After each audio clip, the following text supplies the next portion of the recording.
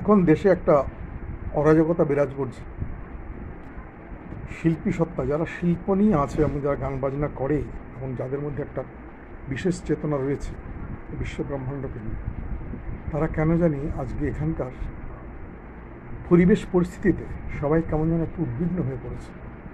আমি প্রায় দেখছি কোনো একটা অশুভ শক্তি, অদৃশ্য শক্তি সব সময় আমাদের শুদ্ধ সুন্দর চিন্তাগুলোকে নষ্ট করে ফেলার জন্য তৎপর হয়ে লেগেছে। তার মধ্যে মিডিয়া আছে, তার মধ্যে কোনো ঘটনা প্রবাহ আছে, যে ঘটনা প্রবাহগুলো আমাদের প্রতিদিনকার আমাদের কনসেন্ট্রেশন মাইন্ডকে সম্পূর্ণ ধ্বস্ত করে তাদের দিকে আকর্ষণ করার চেষ্টা করছে। কিন্তু একটা অদ্ভুত ব্যাপার যে মহাকাল মহাশক্তির আশীর্বাদে এমন এমন কিছু মন্ত্র আছে, যে মন্ত্রগুলোকে স্মরণ করার সাথে সাথে আমাদের মধ্যে যে নেগেটিভ সাইডগুলো আছে সেই সাইডগুলো সম্পূর্ণরূপে নষ্ট হয়ে যায়, সেগুলো আবার নতুন করে আমাদেরকে নতুন জীবন দান করে। অর্থাৎ এই যে নেগেটিভ একটা ভাব সবসময় আজ সোসাইটিতে বিরাজ করছে, সেই নেগেটিভ সোসাইটির এই মানসিকতাগুলো এবং তাদের যে কার্যকলাপ এবং তাদের যে আবহগুলো এই সত্যের বিরোধী হওয়াতে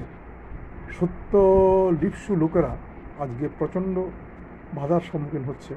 কিন্তু তারা আবার সত্যের পথে ফিরে আসছে শুধুমাত্র কিছু মন্ত্রশক্তির প্রয়োগ করে।